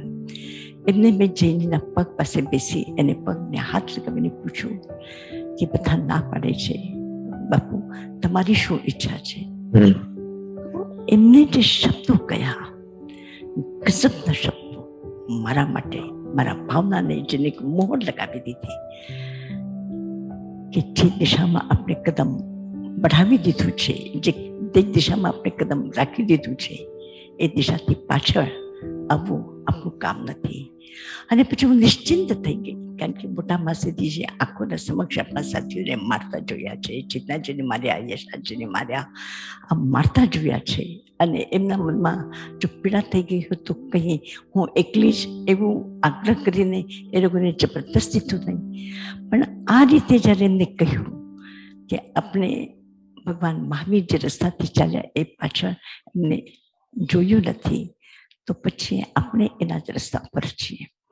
અને મારા મનમાં આટલો દૃઢ વિશ્વાસ કે જેનાથી આજના પણ જિંદગીમાં ગમે ત્યારે, ગમે તેવી જગ્યા, કંઈ પણ કામ કરવું હોય, ગમે તે પરિસ્થિતિમાં, પ્રાકૃતિક ઉપદ્રવ, જનતાના ઉપદ્રવ, સમાજના ઉપદ્રવ અને જંગલી જાનવરોના ઉપદ્રવો જે પણ હતા, મને કોઈ પણ વખત મારા મનમાં એવો એક પણ ક્ષણ માટે કે નિરાશા કે દુઃખ કે આ મૂકી દેવું છે ને આપણે કંઈ બદલાવી દેવું છે, એવો એક પણ વખત, એક પણ ક્ષણ વિચાર ના આવ્યો. અને હું નિશ્ચિંતતાથી બસ કે મને મહાવીરના માટે પ્રેમ હતો. અને જે વ્યક્તિ માટે આપનું સમર્પણ હોય, શ્રદ્ધા હોય, પ્રેમ હોય, આત્મીયતા હોય, તો પછી એનો માર્ગ મૂકીને બીજા માર્ગ પર કોઈ ચાલી શકે ખરું? મહાવીર જો કરી ન શકે, મહાવીર આ રીતે જે માર્ગ અપનાવી લીધું છે અને એના પર જે ચાલ્યા છે, એને મૂક્યું નથી આટલા તકલીફમાં, તો હું મૂકી દઈશ? હું કઈ રીતે મૂકી શકું? અને બસ આ દૃઢ વિશ્વાસના પાછળ એક જ શક્તિ, એક જ શ્રદ્ધા, એક જ બસ પ્રભુની કૃપા અને પરિવારમાં મોટાઓનો સાથ અને સહયોગ, એના કારણથી જ હું કરી શકી છું. ટાઈમમાં આપણે એ જે ડેકેડ હતા જે આપણને હેરાન કર્યું, અને પછી મને લાગે છે સમાજ લોકો એ લોકોને પકડી પણ લીધા હતા, અને આપણે કહ્યું કે મારે કોઈને પનિશમેન્ટ નથી આપવો કે કાંઈ દંડ નથી આપવો, તો આપણામાં એ કેપેસિટી કે હું ક્ષમા કરી દઉં, કે એ લોકોને જે હશે એ લોકોનું સેટિસ્ફાય કરી લીધું, એક ક્ષમા ભાવ આપણી આગળથી કેવી રીતે આવ્યો? બસ મેં એક જ વ્યક્તિના જીવનને જોયું છે, જે મહાવીરના જીવનને વાંચ્યું છે, અને એમ લાગે છે કે મારા કણકણમાં આ વ્યક્તિ, એના વિચારો, એનું જીવન આત્મસાત થયેલું છે. અને એના કારણથી મને એમ લાગે છે કે આ વ્યક્તિએ કોઈ પણ અપરાધીને દંડ આપવો એને નથી કર્યું. અને આજે જે વ્યક્તિ જેવા હોય એ પોતાનો માર્ગ બદલાવી નથી શકતા, તો આપણા જે ક્ષમાનો માર્ગ છે આપણે કેમ બદલાવી શકીએ? અને હંમેશા મારા મનમાં એક જ વિચાર રહ્યો કે જે વ્યક્તિના જે વિચારો હોય, એના વિચારોના પરિવર્તનના કારણથી, કે એના આપણા કરતાં જુદા છે એના કારણથી, એને જોઈને આપણે એનો કંઈક વિરોધ કરીએ, કે એનો અપશબ્દ કરીએ, કે એના અપમાનિત કરીએ, કે એના સાથે કે લડાઈ ઝઘડા કરીએ. મારા જિંદગીમાં એક પણ એવી ઘટના મેં નથી કરી, એક પણ નથી. મને આટલા લાંબા 85 years લગભગ હું કમ્પ્લીટ કરું છું. આ જીવનની આટલી લાંબી અવધિમાં મેં કોઈના સાથે પણ અપશબ્દ બોલી હોય કે કોઈના સાથે લડાઈ કરી, એક પણ ઘટના મારા જિંદગીમાં હું યાદ નથી કરતી from my childhood. Very good. સો ટાઈમમાં વિરાયતન અત્યારે તો બહુ જ મોટું ઓર્ગેનાઇઝેશન થઈ ગયું છે. આપણા ઘણા બધા પ્રોજેક્ટ કામયાબ પણ થયા છે, ઘણા બધા પ્રોજેક્ટ પાઇપલાઇનમાં છે. આપણે ડાયગ્નોસ્ટિક સેન્ટર, આપણે સ્કૂલ બંધાવીએ છીએ કેટલી બધી જગાએ. તો આ આખુંનું જે વયાવચ છે જે વિરાયતનનું, અને આપણે તો સાધ્વીજીઓ તો થોડાક જ છે, બહુ આટલો મોટો નંબર નથી. તો આ આટલું ઓર્ગેનાઇઝેશન આપણે માણસોના ભરોસા ઉપર ચલાવીએ છીએ. આપણને કેવી રીતે એમ લાગે કે આ બધું ઓર્ગેનાઇઝ, ડોનર્સના ફંડ આવે તો ડોનર્સને પણ સંકોચ થતો હોય કે મારા ફંડ સરખા ઉપયોગ થશે કે નહીં. તો આપણે કેવી રીતે આ એન્શ્યોર કરીએ? કારણ કે આની છેલ્લે જિમ્મેદારી તો આપના ખંભા ઉપર જ પડે ને ટાઈમમાં, કે આ વિરાયતન એટલે આચાર્ય શ્રી ચંદનાજી. તો આપ કેવી રીતે એ રિસ્પોન્સિબિલિટી નિભાવો છો, અને એકદમ સરળથી આમ વિરાયતન ચાલે એમ લાગે, તો થોડુંક એના ઉપર. સંદીપભાઈ, એક વખત આપ વિરાયતન આવીને 8-15 દિવસ તમે રહી જાઓ, અને ઘણા બધા લોકો આવે છે અને જુએ છે. અહીંયા આટલું મોટું આયા હોસ્પિટલ ચાલે છે, રોજના 500-700-1000 પેશન્ટ આવે છે. કલા મંદિરમાં પણ 500-700 લોકો આવે છે જોવા માટે.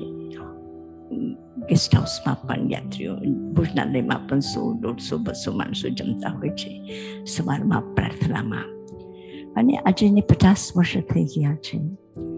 પણ આ તમે 15 દિવસ પણ રહેશો, અને એક વ્યક્તિને પણ તમે જોરથી બોલતા કે કોઈના સાથે લડાઈ ઝઘડા કરતા માણસોને, મારો તો કોઈ પ્રશ્ન જ નહીં, પરંતુ કોઈ માણસો પણ, કે તમે એક જે વ્યક્તિ साधारण माली हंसे, माली ने कह भाई ये बैग उठा करके हमारे अपने कमरे में पहुंचा दो। ये नहीं कि मैं माली हूँ, मैं यहाँ काम उठाने वाला नहीं. એ કોઈ પણ વ્યક્તિ હશે આવનાર પ્રત્યેક યાત્રી સાથે આટલું સન્માનપૂર્વક પ્રેમપૂર્વક વ્યવહાર કરે છે. મારા ખ્યાલ પ્રમાણે એક ઉપરથી જો સંસ્કાર એવા હોય તો નીચેના લોકોના મનમાં પણ આ જાતના સંસ્કારો, આ જાતના વ્યવહાર, આ જાતના વિચાર અને એની અસર આસપાસના લોકોમાં થઈ જાય છે. અહીંયા આટલું મોટું ક્ષેત્રફળ છે બિહારમાં છે, પણ જેટલી નિશ્ચિંતતા, જેટલી સુંદરતા, જેટલી સ્વચ્છતા આવનાર પ્રત્યેક વ્યક્તિ વિચાર કરે છે કે અમે બહારમાં જઈએ છીએ તો દુનિયા જુદી છે, અને વિરાયતનમાં આવીએ છીએ, ચાહે કચ્છમાં હોય, ચાહે પાલિતાણામાં હોય, ચાહે નેપાળમાં, કોઈ પણ જગ્યા, પ્રત્યેક જગ્યાનું વાતાવરણ એક અલગ જ હશે. તો મારા ખ્યાલ પ્રમાણે પરિવારમાં જે સંસ્કાર આપણે મોટા, એ સંસ્કારનું અનુકરણ પછી આવનાર પેઢી, પ્રજા, સાથે કામ કરનારા માણસો એમાં જ આ રીતે થતા હોય છે. અને એના કારણથી મને જરા પણ કોઈ એવું વિચાર નથી આવતો કે આપણને, અને આટલી જબરદસ્ત પારદર્શિતા છે, આટલી જબરદસ્ત પારદર્શિતા છે કે અહીંયા એક રસીદ મેનેજર ડોનેશનની નિકાલ કાઢતો હશે તો એ જે બહાર ગેટ ઉપર ચોકીદાર છે એને પણ ખબર છે કે આજે કેટલું ડોનેશન વિરાયતમાં આવ્યું છે. પ્રત્યેક વ્યક્તિને ખબર છે કે આજે ક્યાં શું થયું છે. તો આટલી સ્પષ્ટતા, આટલી સ્વચ્છતા, આટલું વાતાવરણ, આટલું સતયુગ જેવું વાતાવરણ છે. અને એના કારણથી એક દિવસ પણ એવું ન લાગ્યું કે વિરાયતનની કમિટીમાં આજે 50 વર્ષ થઈ ગયા છે. આ 50 વર્ષમાં એક દિવસ પણ આપસમાં કોઈ જોરથી બોલ્યા પણ હોય, કોઈ સત્તા સંઘર્ષ માટે કોઈ પ્રયત્ન પણ કર્યો હોય, તો કોઈના પર આરોપ પ્રત્યારોપ થયા હોય, કે ફાઇનાન્સના દ્રષ્ટિથી કંઈ પણ કોઈના માટે કોઈ વિચાર પણ આવ્યો હોય. અને આ રીતે હું કહીશ કે પ્રભુની કૃપા છે કે આ આટલું ઉપરથી ટોપથી ક્લિયર, સારું, સુંદર, વ્યવસ્થિત, એટલે આ વ્યવસ્થા જ આટલી સરસ છે કે જેના કારણથી તમે નિશ્ચિંત થઈને કામ કરી શકો છો. નિશ્ચિંત થઈને, આ તો હજી ખૂબ નાનું છે, હજી પણ અહીંયા આપણે એક મોટું ડાયગ્નોસ્ટિક સેન્ટર કરવાના છે, આપણે અહીંયા એક મોટી 2 સ્કૂલો કરવાના છે, રાજકીયના કોમ્પ્લેક્સમાં 2 સ્કૂલો કરવાના છે. અને લગભગ આ એકાદ આ વર્ષના પ્રારંભમાં સ્કૂલ બનવાનું કામ, એમ ત્રણેય કામ આ કોરોનાના કારણથી થોડુંક વિલંબ થયું છે, પરંતુ હવે થોડુંક વાતાવરણ બરાબર થયું છે એટલે લોકોનું આવાગમન સરખી રીતે વધી ગયું છે. તો મારા ખ્યાલ પ્રમાણે જલ્દી જ કામ શરૂ થઈ જશે. અને અહીંયા પણ થશે, બોમ્બેમાં કાંદીવલીમાં પણ એક ઘણું સુંદર, અત્યંત મહત્વપૂર્ણ રિસર્ચ ઇન એજ્યુકેશન સિસ્ટમ, એક નવા પ્રોજેક્ટ સાથે કે આજે આટલું બધું એજ્યુકેશન, આટલું બધું ડેવલપમેન્ટ, આટલું ટેકનિકલ દુનિયાની ઇન્ફોર્મેશન લોકો પાસે આટલું છે, છતાં મનુષ્ય જે આ 600 વર્ષ પહેલાં, 200 વર્ષ પહેલાં એટલું સુખી હતું, આજે એ સુખી નથી. આટલા બધા સુખના સાધનો હોવા છતાં એ સુખી નથી. જ્ઞાનના સાધનો આટલા વિસ્તૃત છે કે નાનકડા મોબાઈલમાં આખી દુનિયાને તમે જાણી શકો છો, જોઈ શકો છો. આટલો મોટો વિકાસ થયા પછી પણ જે જીવનમાં સુખ કે શાંતિ નથી, તો એનું શું કારણ છે? તો આ એજ્યુકેશન, હ્યુમન સાયકોલોજી, આવી રીતે એજ્યુકેશન સિસ્ટમ, આ જાતના આપણા પોલિટિકલ, આજે કે આપણે દેશ દુનિયાના સુખ અને શાંતિ માટે આ પોલિટિકલ આ એક એ લોકો જ વધારે સંઘર્ષ અને દુનિયામાં આગ લગાડવાનું કામ કરી રહ્યા છે. આ કઈ રીતની મનુષ્ય જાતિ અને કઈ તરફમાં જશે, આ બધા વિષયો પર દુનિયાના મોટામાં મોટા સ્કોલર્સ લાવીને આપણે ત્યાં ડિસ્કશન થશે, રિસર્ચ થશે, અને એ રિસર્ચથી સારી દુનિયા પાસે આપણે આ વિચારો મોકલાવી શકશું. આ ઘણું સુંદર પ્રોજેક્ટ બોમ્બે કાંદીવલીમાં આપણું કરવાનું નક્કી કર્યું છે. જગ્યા આપણી પાસે છે અને ડોનર પણ એના સામે આવી ગયા છે. એ લોકો કહે છે કે અમે આ પ્રોજેક્ટને કરશું. અને આવી રીતે નેપાળમાં પણ છે ઘણું સુંદર કામ, કચ્છમાં પણ કામ છે, સાટુરમાં છે, ઓસિયાચીમાં છે. અને જ્યાં પણ અવસર મળે છે આપણે પૂરી જે પણ વ્યક્તિ આપણા સંપર્કમાં આવે છે, જ્યાં પણ જરૂર પડે છે, આપણે એમ લાગે છે કે આપણે ત્યાં જેટલા ઉપયોગી થઈ શકીએ અને માર્ગદર્શન આપી શકીએ એ જરૂર આપણે આપશું. ધરમપુરમાં પણ આપનો એક આ હોસ્પિટલ ચંદ્રવદનભાઈ બનાવી રહ્યા છે, તો એમના માટે પણ આપણે પૂરી મદદ કરશું, એ લોકોને પણ સપોર્ટ કરશું. તો કોઈ પણ જગ્યા સેવાનું કામ થતું હશે અને આપણે જે કરી શકશું એના માટે આપણે ઉપયોગી થશું, એના માટે આપણે પ્રયત્ન કરશું. થેન્ક યુ તાઈમા. તો આપનો અંજે આ અંદરથી મહાવીર સ્વામી પ્રત્યે જે શ્રદ્ધા છે, જે આપણામાં આટલી કરુણા ભાવ છે, આપણે કેવી રીતે જાળવી શકો છો? આપણને કોઈ દિવસ એમ થાય છે કે કોઈ વાર આપણે જરાક ઓલા થઈ જાય, અપસેટ થઈ જાય, કે આપણને માણસોના દુઃખ જોઈને આપણને અંદરથી સેડનેસ આવી જાય કે ઓ આ કેવી રીતે હું બધા માટે મદદ કેવી રીતે, કારણ કે આપણે બધાને તો મદદ ના કરી શકીએ, પણ જે થઈ શકે, પણ તો પણ આપણને એમ કોઈ વાર થાય, ફ્રસ્ટ્રેશન થાય કે મારે આટલા બધાને મદદ કરવી હતી પણ મારાથી નથી થતું. કેવી રીતે આ તમે હેન્ડલ કરો છો? કેટલું થઈ શકે છે એના માટે કોઈ વખત વિચાર નથી કરતી કે આપણી દુનિયામાં આટલું બધું છે અને આપણે નથી કરી શકતા. એનું મને કોઈ વખત દુઃખ નથી થતું, મને એની પીડા નથી. પણ હું કરી શકું છું અને ના કરી શકું તો પછી મને એના માટે ચિંતા થાય છે કે આ ચાન્સ હતો, આપણે કરી શક્યા હોત અને આપણે ન કર્યું, એનું મને જરૂર દુઃખ થાય છે.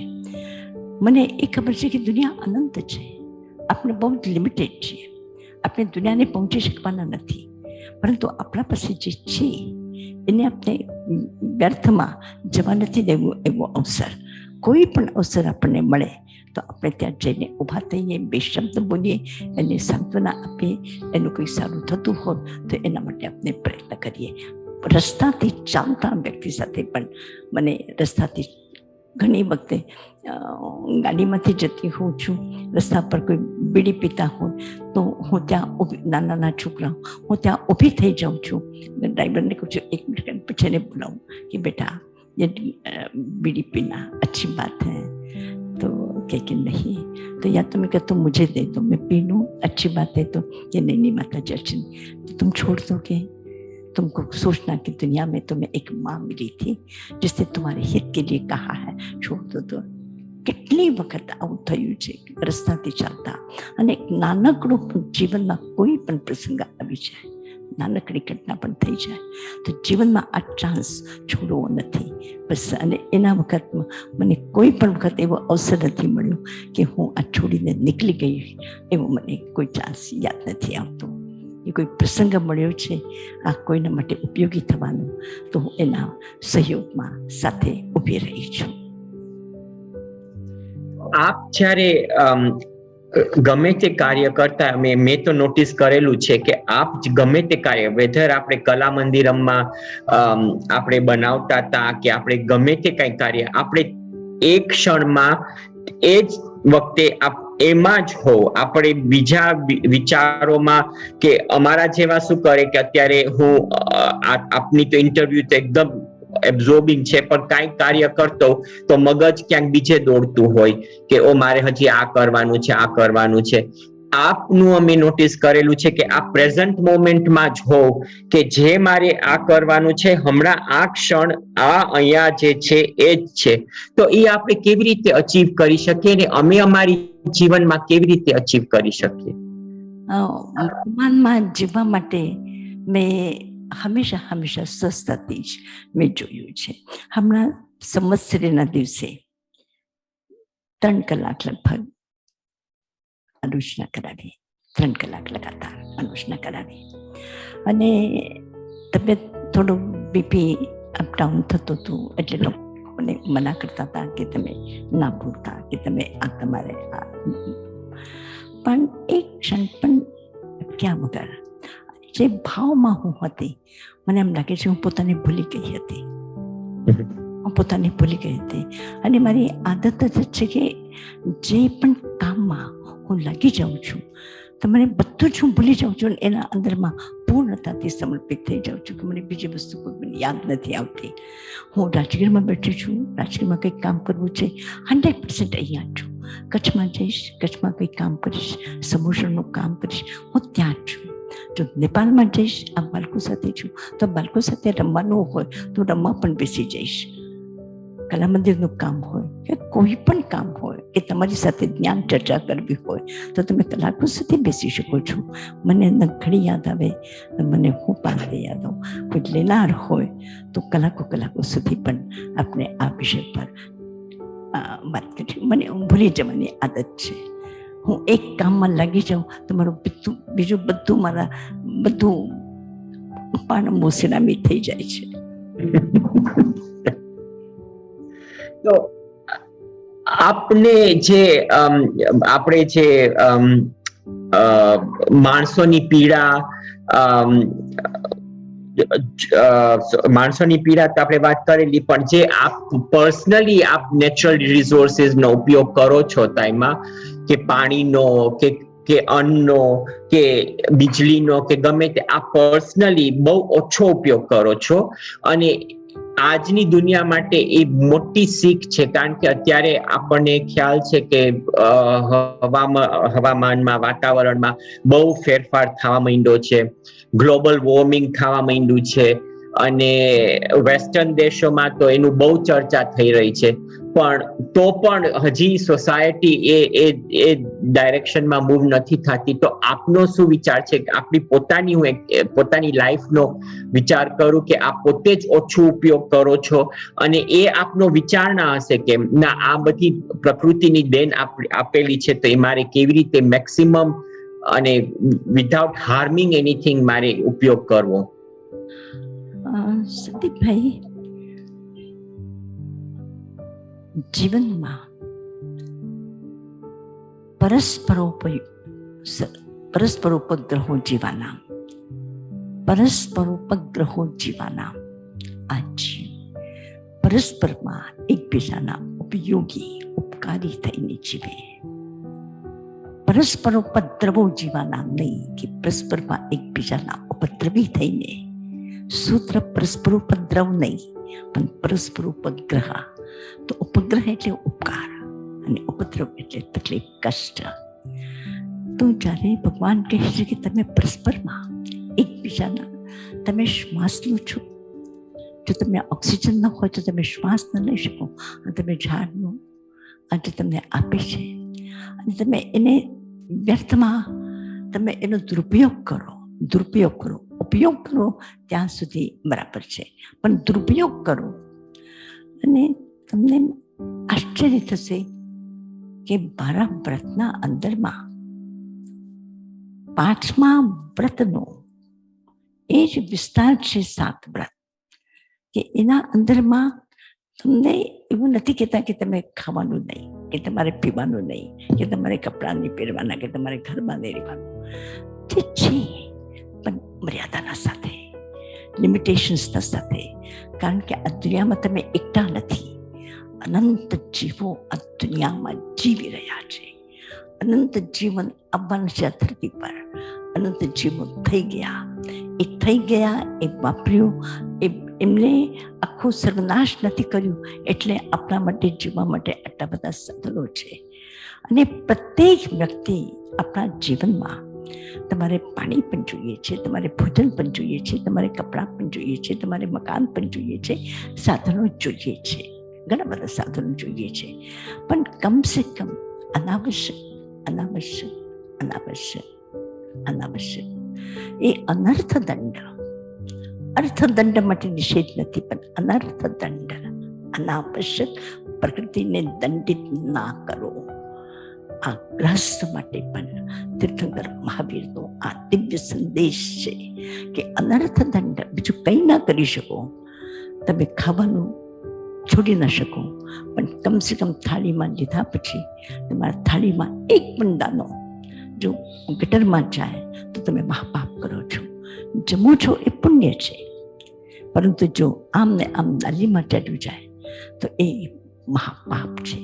કારણ કે એક એક અનાજનો દાનો અનંત જીવોના હિંસા પછી આપણે ત્યાં પહોંચેલું છે.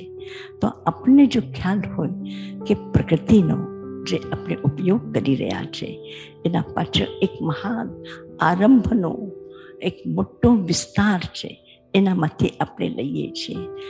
તો જીવનની આવશ્યકતા માટે મહાવીર ઇનકાર નથી કરતા, સાધુને પણ નથી કરતા અને ગ્રસ્તને પણ નથી કરતા. સાધુ એનું વ્યક્તિગત જીવન છે એટલે લિમિટેશન્સ વધારે છે. ગ્રસ્ત એક જિમ્મેવારી, એક પરિવાર, સંઘ, સમાજ એનો મોટી જિમ્મેવારી છે એટલે એનું મોટું એનો વિસ્તાર છે. પણ ત્યાં પણ જો મને તો ખરેખર સમાજના આ સમજ માટે કોઈ પણ પ્રસંગ હોય ઘરમાં, વિવાહ શાદી હોય, લગ્ન પ્રસંગો હોય, અને ત્યારે જમવાના કેટલી વાનગીઓ ખાલી પ્રદર્શન સિવાય, આ પ્રદર્શન સિવાય કપડાં આપણને જોઈએ છે, કેટલા જોઈએ છે, 12 મહિનામાં 12 જોડી, પણ અલમારીઓ ભરેલી છે તો પણ નવું લેવું છે, તો પણ લેવું છે. ઘરમાં અલમારીઓમાં સામાન સમાતો નથી તો પણ હજી બહારથી લાવીને નીચે ઉપર અલમારીના ઉપર આ રાખવું છે.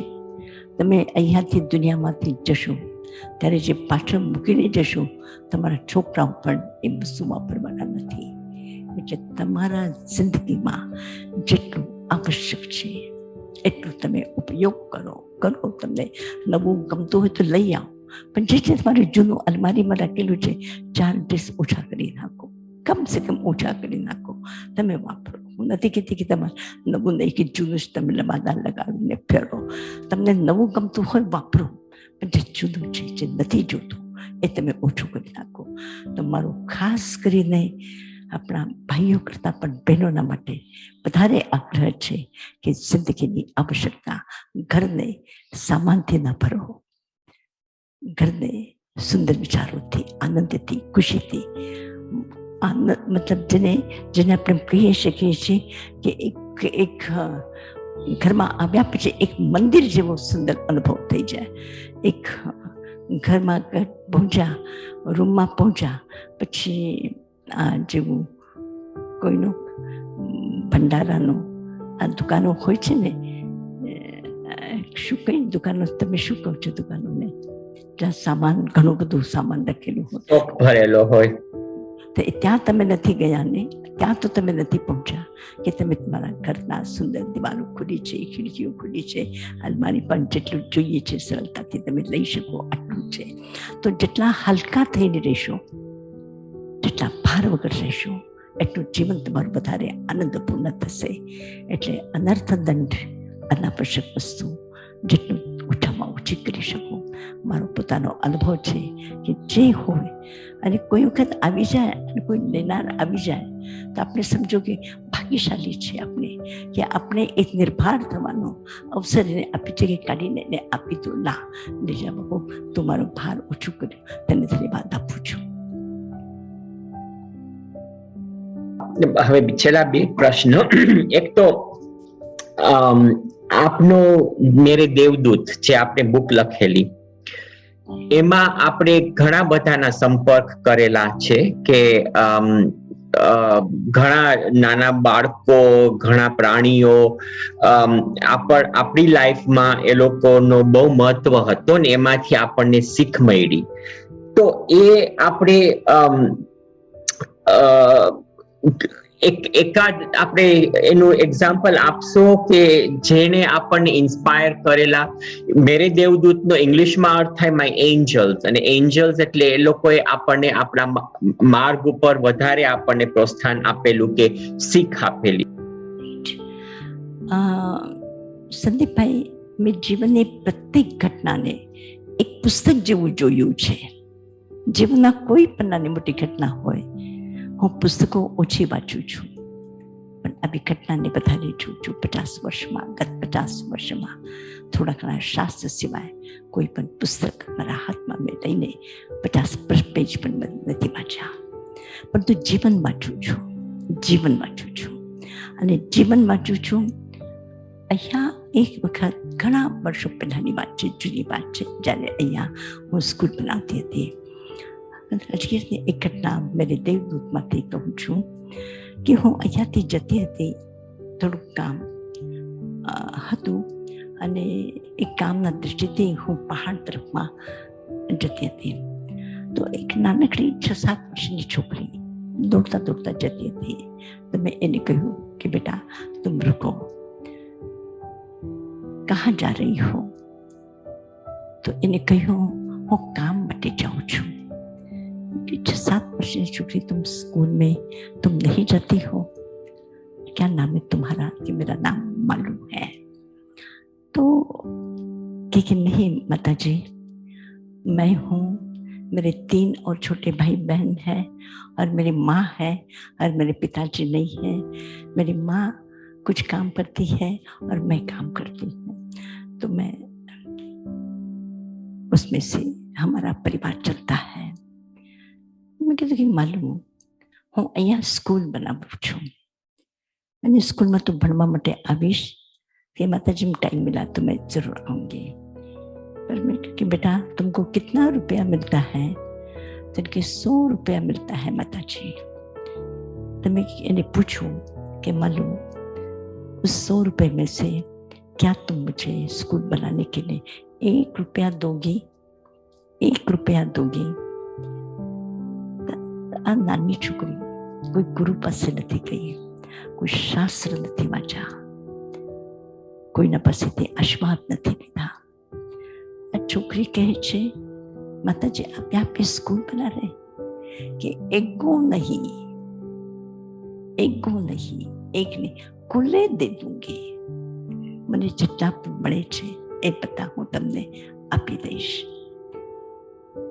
અને આ ઘટના મારા જિંદગીમાં, મારા જીવનમાં આ રીતે અંદરમાં રમાયેલી છે કે એક આવી છોકરી દેહાતમાં, અશિક્ષિત પરિવારમાં, ગરીબ પરિવારમાં, જેના માટે એક પૈસો મહત્વપૂર્ણ છે, આ વ્યક્તિ આટલું મોટું સમર્પણ કઈ સમજ છે એને.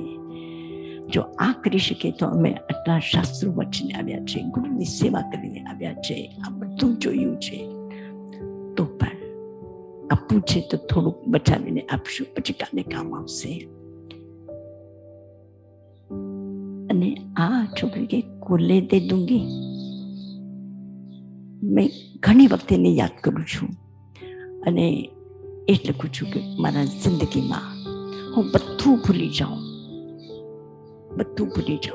બધા બધું વિસ્મરણ થઈ જાય, પણ માલુના જે શબ્દો છે કોલે દે દૂંગી, જેને શાસનની પ્રભાવના માટે જ્યારે પણ કોઈક અવસર આવે તો માલુના શબ્દો મને હંમેશા મહાવીરને યાદ આવે તો ચાલશે, પણ માલુના આ શબ્દો ખુલે દે દૂંગી. મારી પાસે જે પણ કંઈક છે બસ એના માટે સમર્પિત છે, હું ભૂલી નથી શકતી. આવા ઘણા બધા પ્રસંગો છે, પણ આ પ્રસંગ એક નાનકડી છોકરી અને 48 વર્ષ પૂર્વની આ ઘટના છે, પણ હું ભૂલી નથી. આ છોકરી ક્યાં ગઈ છે મને ખબર નથી, હવે ક્યાં છે એ ખબર નથી. પરંતુ હું કહું છું કે જીવનમાં જ્યારે પણ કોઈ પણ એવો સેવાનો અવસર આવી જાય તો પછી આપણે બચાવીને નહીં, આપણે પોતે લગાવી દેવું છે. જે થશે અને જે વ્યક્તિ આટલું મોટું સમર્પણ કરવા રાજી થાય છે એના માટે ભગવાન તરફથી કોઈ કમી નથી પડતી. એના માટે કુબેરના ખજાના ખુલ્લા છે, આ નિશ્ચિત છે, એવો મારો અનુભવ છે. તો તાઈમાં છેલ્લો પ્રશ્ન, અમારે આધ્યાત્મના પાથ ઉપર ચાલવું હોય પણ અમે સંસારમાં રહેલા છે.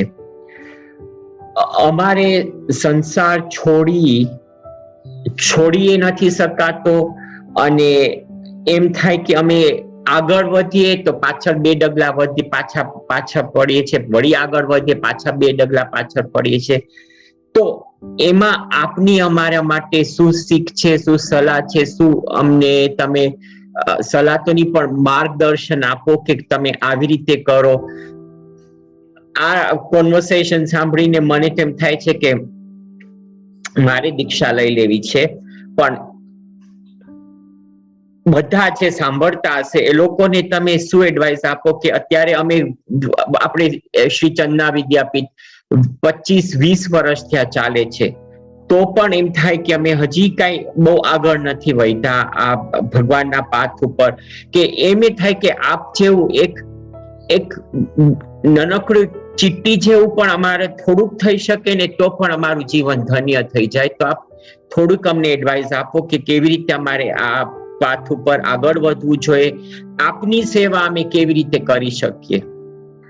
હું કંઈક માર્ગદર્શન આપું. તમારા જેવા જ ભગવાન મહાવીરના સમયમાં પણ એવા શાવકો હતા જેમને પણ આ રીતની જ વાત કરી છે. આનંદ પ્રભુ પાસે ગયો છે, કામદેવ ભગવાન પાસે ગયા છે, શકળાજ ભગવાન પાસે ગયા છે, સદનાથ પુત્ર ભગવાન પાસે ગયા છે, અને ભગવાનને કહ્યું કે પ્રભુ તમારો માર્ગ અત્યંત શ્રેષ્ઠ છે, પણ અમે તમારા માર્ગ પર ચાલી નથી શકતા, અમને અમારા ગ્રસ્ત જીવન સાથે રહીને અમારા માટે તમે શું માર્ગદર્શન આપો છો, એ માર્ગદર્શન તમે અમને આપો. તો સંદીપભાઈ, તમને એમ નથી લાગતું કે ભગવાને જે કહ્યું એ જ હું તમને કહું? મારી પાસે શું છે? મારી પાસે જે પણ છે એ બસ પ્રભુનું છે. પ્રભુએ જે માર્ગદર્શન આપ્યું એ માર્ગદર્શનની જ વાત તમારી સાથે કરું છું કે ભગવાનને એટલે કંઈ જે સાધુ થવા માંગે છે એના માટે પંચ મહાવ્રત, અને જે શ્રાવક થવા માંગે છે એના માટે ગ્રસ્ત જીવનમાં 12 વ્રત છે. અને એ અત્યંત વૈજ્ઞાનિક, અત્યંત બૌદ્ધિક, અત્યંત સમજદારપૂર્વક છે. હિંસા, હું કહું હિંસા ન કરવી જોઈએ. તમે ગ્રસ્ત છો, તમે શું કરશો? કહેશો હિંસા કરવી જોઈએ, બોલશો? થોડીક તો થાય, એક વાત જુદી છે, પણ એક તમારા શ્રદ્ધામાં હિંસા ન કરવી જોઈએ. હું કહીશ કે સત્ય બોલવું જોઈએ, તમે કહેશો કે સત્ય બોલવું જ જોઈએ, આ બરાબર છે, ન બોલી શકો, એક વાત જુદી છે. હું કહીશ કે ચોરી નથી કરવી, તો તમે શું કહેશો? કે ચોરી ન જ કરવી જોઈએ. મતલબ જ્યાં સુધી અહિંસા, સત્ય અને અસ્થેયનો પ્રશ્ન છે, 3 મહાવ્રતનો પ્રશ્ન છે. આ 3 મહાવ્રત, આમાં જ્યાં સુધી શ્રદ્ધાનો વિષય છે ત્યાં સુધી સાધુ અને ગ્રસ્ત એક ભૂમિકા પર છે.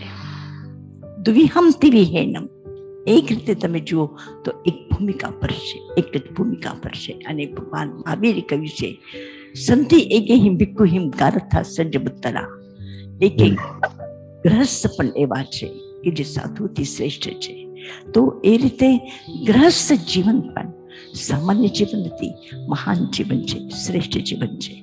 તો તમારા આ જે 3 આ રીતે સુંદર વ્રતો, આ મહાવ્રત એક જ ભાવના છે. ચોથો અને પાંચમામાં અંતર છે.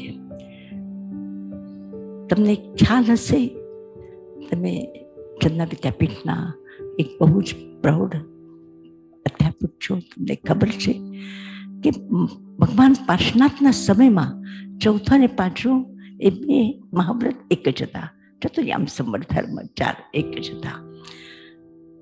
આમાં પણ અમને શું કરીશ કે ચોથામાં તો આગળના જેટલા પણ વ્રતો છે, 6, 7, 8, 9, 10, 11 અને 12 આ ગ્રસ્ત વ્રતો છે. તો એના 5મા વ્રતનો વિસ્તાર છે. એક સાધુ કહેશે મારે ઘર નથી જોતું, ઘર ન રાખવું જ જોઈએ, તમે કહી શકશો? એટલે પરિગ્રહ માટે જે રીતે હિંસા માટે પકડ નથી, પણ પરિગ્રહ માટે હું કહીશ કે લગ્ન નથી કરવા, પણ તમે કહેશો અમે લગ્ન કરીશું પરંતુ અમારું સંયમ એ થશે. આ રીતે તો પાંચમા વ્રતનો જ છઠ્ઠા દિશા પરિમાણ, સાતમા ઉપભોગ પરિભોગ પરિમાણ, અનર્થ દંડ નિર્મણ, અને આ રીતે તમારી બધી જે અપરિગ્રહ છે એનો જ આ વિસ્તાર છે. ઓછું ઓછું એની તમે સીમા કરો, એની સીમા કરો, એની સીમા કરો, અને આ રીતે તમે સીમામાં તમને લઈ આવ્યા છે. અને પછી 9, 10, 11 આ તમારા સમયનો વિભાગ, ત્યાં વસ્તુનો વિભાગ અને અહીંયા તમારા સમયનો વિભાગ. વસ્તુ 12માં છે અને 9, 10, 11માં શું છે? સમય વિભાગ. કે તમે 24 કલાકમાં તમે 23 કલાક તમે કામ કરો છો. ગ્રસ્ત છે, જિમ્મેવારી છે, તમારે કરવું જ જોશે અને કરવું જ જોઈએ. પણ આટલા ટાઈમમાં પણ થોડુંક સમય કાઢો કે જે તમે 23 કલાક સુધી જે તમે જીવન જીવ્યા છો એના અંદરમાં કઈ જગ્યા ભૂલ થઈ છે, કઈ જગ્યા હું આ અટકાવી શક્યો હોત, ન કરવો હોત, તો તમને તમારા જે રીતે તમે એકાઉન્ટ બિઝનેસમેન છો, વર્ષભરમાં શું કરો છો આ બધું તમે કરો છો, તો તમારા જીવનમાં પણ તમે 24 કલાક લગાતાર પ્રવૃત્તિ કરો છો, તો થોડોક ટાઈમ તમે આપો કે તમારાથી શું શું ભૂલો થઈ છે. ઈચ્છામિ દુક્કડમ શેનું ઈચ્છામિ દુક્કડમ, શેનું ઈચ્છામિ દુક્કડમ, કે જે તમારા દ્વારા ઈચ્છા વગર જે ગલત કામ થયું છે એ ઈચ્છામિ દુક્કડમ. અને 7મા વ્રતમાં પણ 8મા વ્રતમાં પણ એવું છે કે અનાવશ્યક પ્રવૃત્તિઓ, અનાવશ્યક કોઈ કામ નથી તો ચાલો આપણે ફરી આવીએ, કંઈ કામ ન હોય તો આપણે આંબસી ગપ્પા મારીએ. શું છે? અનર્થદંડ છે. અનાવશ્યક આપણા જીવનનો સુંદર ઉપયોગ કરી શકો તો એ કરજો. એના અનાવશ્યક સમયમાં પોતાના જિંદગીને તમે બરબાદ ના કરો. જે પણ કરી શકો સારું કરો, ન થતું હોય તો મૌન કરો, મૌન ન કરતો તો થોડું આરામ કરજો. એ શરીર જો સ્વસ્થ થશે તો વધારે કામ કરશે, પણ અનાવશ્યક વિષયોમાં આપણા જીવનનો સમય વ્યતીત ના કરો. અને 9, 10, 11માં સમય વિભાગ. હું તો ઘણી વખત કહ્યું કે 5 days વીક. આજે કહું છું આ 5 તિથિઓ શું છે? 5 તિથિઓ આ શું 5 તિથિઓ છે? દૂજ, પંચમી, અષ્ટમી, 11 અને 14. 15 દિવસમાં 5 દિવસ, એટલે 2 દિવસ પછી 1 દિવસ છૂટી, 2 દિવસ પછી 2 દિવસ તમે કામ કરો, 1 દિવસ. તો કમ સે કમ દેશાવકાશી જમો, પણ થોડોક સમય પોતાના સાધના માટે કાઢો, જમીને કાઢો, દહીં બની શકે તો ઉપવાસ સાથે કાઢો. અને પછી અંતિમ વસ્તુ વિભાગ આપણા પાસે છે એ સાધુ ન કરી શકે, એ સાધુના માટે સંભવ નહીં, કારણ કે એના પાસે વસ્તુ લિમિટેડ છે અને જે આપી છે એને એના માટે જ આપી છે, એટલે સાધુ નહીં આપી શકે. પણ ગ્રસ્ત માટે એના પાસે જે પણ છે એ છે એ વસ્તુ વિભાગ, વિનિમય. કે તમે વિનિમય કરીને જે લઈ આવ્યા છો, તમે તમારા માટે લઈ આવ્યા છો, તો તમારા દ્વાર પર ગમે ત્યારે કોઈ પણ વ્યક્તિ આવી જાય, અતિથિ આવી જાય અને એ કહે કે મને તમે તમારામાંથી થોડુંક મને ખાવાનું આપો, તો નહીં વિચાર કરો કે અરે રે ક્યાં કોઈ ખાવાના ટાઈમ જ આવી પડ્યા છે. એ ટાઈમમાં જ આવું હતું, ભાગ્યશાળી સમજો. તમે દેવતાને મંદિરમાં ગોતવા જાઓ છો, કોઈ જગ્યા મંદિરમાં દેવતાઓ ગોતું છું કે દેવતાઓ મળે તમને, અને અતિથિ દેવો ભવ, એક દૈવ થઈને તમારા ઘરમાં આવ્યા છે અને એનો તમે અનાદર કરો.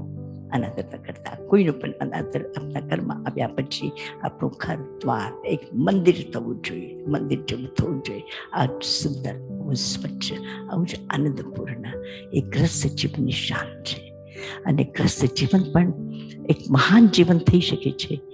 એક ગ્રસ્ત લિંગ સિદ્ધા, સાધુ સિદ્ધ થાય છે, પણ ગ્રસ્ત પણ ભારત ચક્રવર્તી જેવા સમ્રાટ અને જેના સંપત્તિનો અંત નથી, જેની જિમ્મેવારીનો અંત નથી, જેમને યુદ્ધ માટે પણ કામ કર્યું છે, આ વ્યક્તિ પણ જો મોક્ષ જઈ શકે છે તો ગ્રસ્ત જીવન પણ શ્રેષ્ઠ જીવન છે. બસ એ થોડીક 3 મહાવ્રતમાં ફરક છે, બાકી તો 5મા વ્રતનું વર્ગીકરણ છે, વિભાજન છે, સમવિભાગ છે, અલગ છે. બસ આટલું જ છે. તો હું તમને બસ આટલું જ કહીશ કે ગ્રહસ્થ જીવન પણ એના માટે ચિંતા નહીં કરતા કે પ્રભુએ આપણા માટે 12 વ્રતનો માર્ગ ગ્રહસ્થ જીવન માટે થોડું કે આપણે હિંસા ઓછી કરીએ, અનાવશ્યક ખોટું નહીં બોલીએ, અનાવશ્યક નહીં બોલીએ, અનાવશ્યક ચોરી ન કરીએ, આપણે સંયમી જીવન જીવીએ, આપણા પરિગ્રહની પણ મર્યાદા કરીએ અને અનાવશ્યક પ્રવૃત્તિઓથી બંધ કરીને જે સારું થઈ શકે છે એ આપણે કરી લઈએ. મારા ખ્યાલ પ્રમાણે ગ્રસ્ત જીવનના માટે આ 12 વ્રત મહત્વપૂર્ણ છે. થેન્ક યુ તાઈમા. અને બસ મારે બીજું તો કઈ નતું પૂછવું. તાઈમા, પણ આપનો વિઝન વિરાયતન માટે શું છે? ફ્યુચરમાં આપણે શું જોઈએ છે? વિરાયતન આપણને કઈ દિશામાં લઈ જવું છે, ક્યાં સુધી લઈ જવું છે? એ દિશા તો નિશ્ચિત છે, પણ કઈ સુધી? જીવનના આ ધરતી પર એક પણ વ્યક્તિ દુઃખી હોય, એક પણ વ્યક્તિના આત્મા આંસુ હોય, એક વ્યક્તિને પણ આપણી સેવાની જરૂર પડે, ત્યાં સુધી આપણું આ વિરાયતનું કામ ચાલતું રહે. આ ત્યાં સુધીનું લક્ષ્ય છે. ત્યાં સુધીનું લક્ષ્ય છે કે આપણે જ્યાં પણ જરૂર પડે, આપણે જ્યાં પણ ઉપયોગી થઈ શકશું અને કરી શકશું તો આપણે કરશું. આપણા માટે એ લોકોના જીવનના સહયોગી થઈને અને આપણે મને ઘણા આવા પ્રસંગો યાદ છે કે એક વખત અમે વિહાર કરતા હતા, પગે ચાલતા હતા. તે દિવસોમાં સ્થળી પ્રાંતમાં હતા અને એ વખતમાં 4 કિલોમીટરથી વધારે પાણી આપણે એક ગામથી બીજા ગામમાં લઈ નથી શકતા. લગભગ 14-15 કિલોમીટર વિહાર હતો. તો 4 કિલોમીટર પત્યું અને અમે 5 સાથીજી હતા. તે તમારા નોલજી ચંદ્રકલા પણ હતી અને મોટા માસતીજી અને બડા મહારાજ અને હું, અમે 5 જણ હતા. તો 1-2 પાત્રામાં આટલું 2-3 લોટા પાણી હશે. એ તો પહાડનો રસ્તો તો આમ હતો અને એટલી તરસ લાગી હતી કે આપણે પાણી પી લઈએ તો કમસે કમ 2-4 કિલોમીટર તો શાંતિથી ચાલી શકશું. આ પાણી જાતે એ પાત્રો રાખ્યો આમ લૂટકી ગયો. તો એક વખત મને એમ લાગ્યું કે આ પાણીના એક બૂંદની પછી જે છોડી ગીલી થઈ ગઈ, પછી એનું જ પાણી નીચોડીને એ ચાદરને આપને થોડું ગળાને પાણીની એ બૂંદ પણ કેટલી બધી કિંમતી હોઈ શકે છે, કેટલી મોટી કિંમતી હોઈ શકે છે. તો હું સમજુ છું કે આવા સમયમાં આપણને કોઈ પણ એક પાણીનો એક ગ્લાસ પણ આપી દે તો આપણા માટે એ જીવનદાયી થઈ શકે છે. તો આપણને એમ લાગે છે કે જ્યાં પણ દુનિયામાં કોઈ પણ જગ્યા કોઈને પણ આપણને લાગે કે આપણે ત્યાં ઉપયોગી થઈ શકીએ. જિંદગીની સાર્થકતા, પ્રભુ ભક્તિ, સાધના અને મુક્તિનો માર્ગ મારા માટે આ જ છે. થેન્ક યુ તાઈમા. આપનો ખૂબ ખૂબ આભાર. આપને મને આજ્ઞા આપી. મેં પહેલા કહ્યું કે નાનું મોઢું અને મોટી વાત કરવા, આપ જેવી મહાન હસ્તીનું ઇન્ટરવ્યુ કરવું એ બહુ મારા માટે તો બહુ જ ઉપકાર ખૂબ ખૂબ છે અમારા બધા ઉપર. જેટલા શ્રી ચંદા વિદ્યાપીઠ સાથે જોડાયેલા છે, જેટલા એડલ્ટ છે સાંભળતા હોય, હું બધાને અત્યારે આ દ્વારા બધાને કહું છું કે પ્લીઝ આપ એક ફેરે વિરાયતન જાઓ, ત્યાં રાજગીર જાઓ, કચ્છ જાઓ, પાલિતાણા જાઓ અને ખાલી આપ એક ફેરે તાઈમાના સમક્ષ બેસો, આપણને ખ્યાલ આવશે કે સાક્ષાત મહાવીર સ્વામી ધરતી ઉપર આવેલા છે. ઘણી ફેરે એમ લાગે કે આપ મહાવીર સ્વામીની સભામાંથી આવેલા છો અને આપ અમને ભગવાનની દેન તરીકે આપ મળેલા છો. તો આપનો ખૂબ ખૂબ આભાર તાઈમા. સંદીપ વંદન. મેં આભા દેશમાં જે રીતે ચંદના વિદ્યાપીઠના આ ટીચર્સ લોકો કામ કરી રહ્યા છે અને આ જન શાસનને સુરક્ષિત રાખવા માટે નવા પેઢીમાં જે સંસ્કારો આપી રહ્યા છો એના માટે મારા તરફથી હાર્દિક હાર્દિક ધન્યવાદ, કોંગ્રેચ્યુલેશન.